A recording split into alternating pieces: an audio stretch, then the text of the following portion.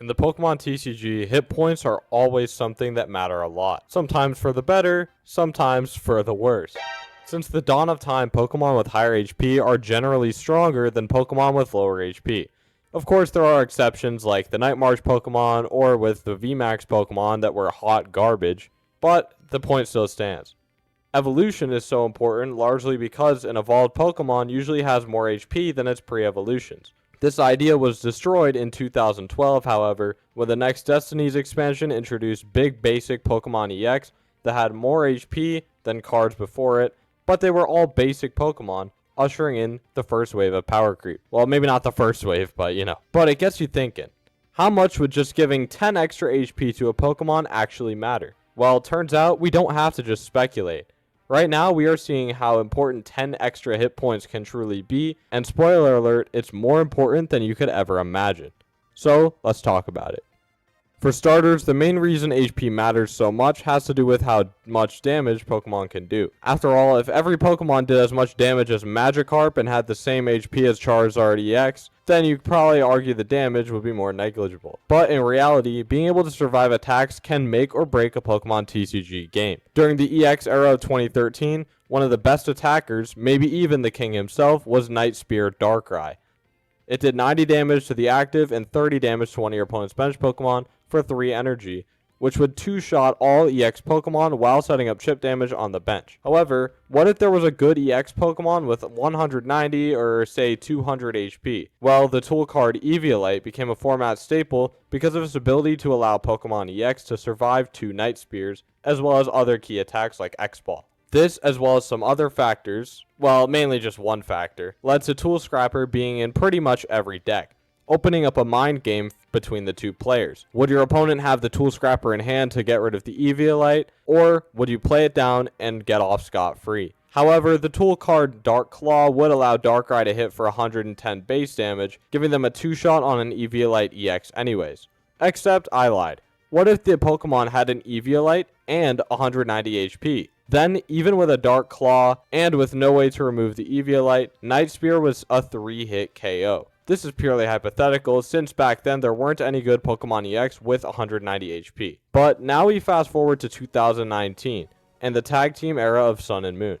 Pikachu and Zekrom GX has 240 HP and is a top tier threat. Its attack Full Blitz lets you attach 3 lightning energy from your deck to one of your Pokemon. This could set up future attackers, or charge up itself for a big Tag Bolt GX, which did 200 damage to the active and 170 to the bench for 6 energy. A common answer to this was Buzzwole from Forbidden Light. Once your opponent takes 2 prize cards, Sledgehammer can take a 1-shot on a Pikarom for 1 energy due to weakness, taking 3 prize cards due to it being a tag team. All of that while leaving a 1 prizer in the active. But what if Pikarom just had 10 extra HP, 250?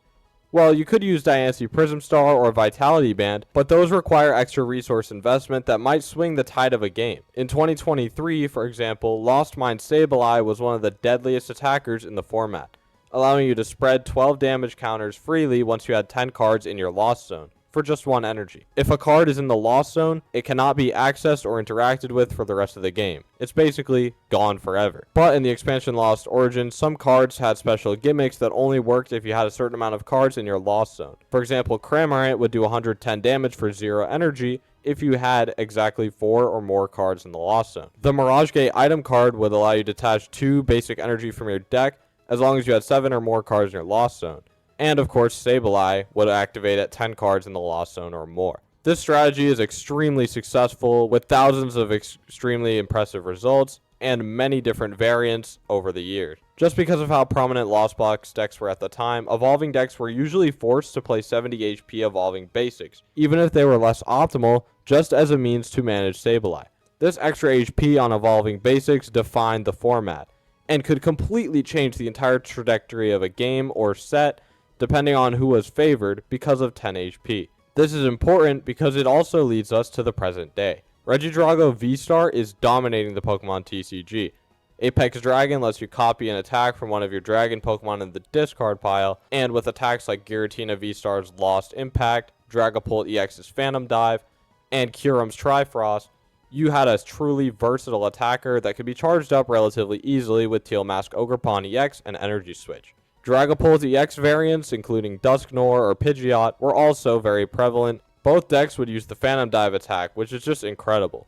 It lets you do 200 damage to your opponent's active Pokemon, and you would spread 60 damage to the bench in any way you like. If there was, let's say, a Pokemon with 200 HP in the active spot and one on the bench with 60 HP, Phantom Dive would take 3 prize cards, which would completely swing the trajectory of the game most of the time. This becomes even more prevalent when support Pokemon like Mew EX, Squawkabilly EX, Rotom V, and Lumineon V, all great support Pokemon that can be used by most decks, were everywhere. These cards would then become huge liabilities against Regidrago or Dragapult decks. The only reason they were such liabilities is because their HP being below 200 made it so that Phantom Dive would eat them up, giving you a bad matchup against the best deck in the format.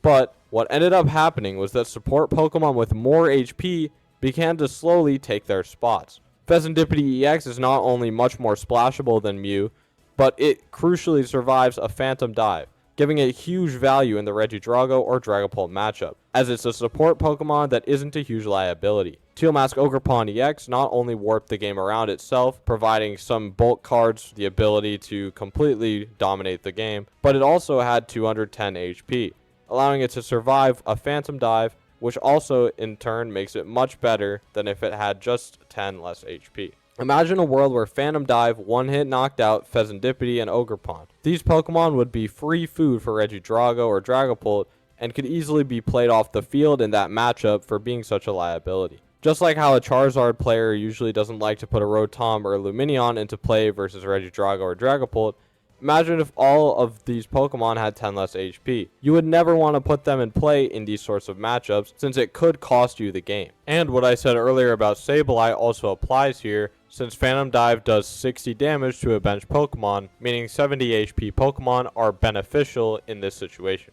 This is just more proof as to how important 10 extra HP really is. I made this video more as a fun thought experiment, but it also might enlighten some of you guys on how important 10 HP actually is in the Pokemon TCG, and a little bit of a reason as to why some Pokemon are simply superior to others. But at the end of the day, the real lesson here is that Pokemon with more HP are only more valuable when the attacks being used are stronger. Like that analogy I made at the start of the video, being able to survive a Magikarp flail would be less of a factor if you could just, have like more HP than 30. But it really also sheds extra light on how complicated and really intricate the Pokemon TCG is, and I really hope you guys enjoyed. Subscribing would be greatly appreciated. I work hard on these videos and I'm honestly running out of a lot of ideas for unique content, so if you guys have any ideas, feel free to comment down below.